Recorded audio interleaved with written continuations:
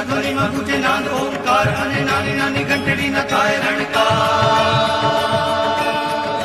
વેલાય મધુર મીઠા શરણાઈના સુર અને મૂર્તિમાં લીન બને ભક્તો અપાર. નાદ સુણી ભયભીત બની અંતરના દોષો